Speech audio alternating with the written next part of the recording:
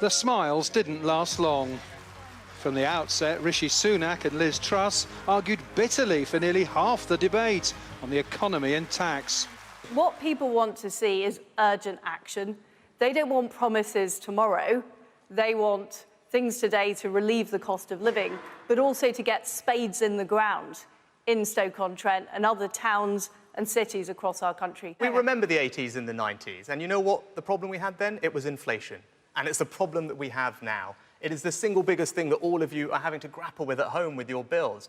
And we need to get a grip of inflation, and if we don't do that now, it's going to cost all of you and everybody watching at home far more in the long run.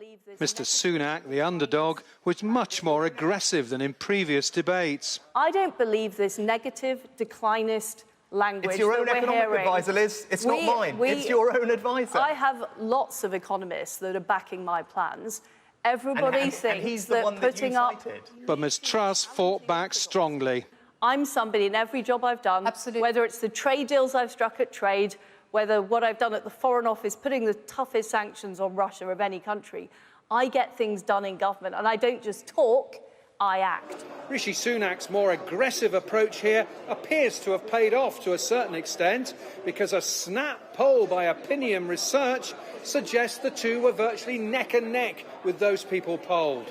The poll suggested Mr Sunak won the backing of 39% of those polled and Liz Truss 38%. Afterwards, the candidate's leading supporters appeared content. I think Rishi Sunak won the central argument, which is how do we deal with inflation? How do we steer our way through a very difficult time with the global struggle against inflation and also get the economy firing on all cylinders? There's some important issues for the next Prime Minister of our country to face, the global issues that they discussed, but also different approaches on how we can get this economy growing.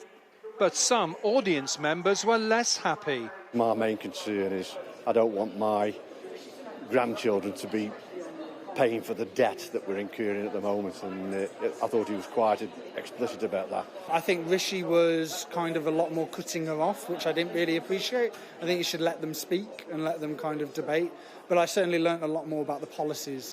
And finally, front-runner Liz Truss invited Mr Sunak to be in her cabinet if she wins. And he appeared to say yes. Of course I would.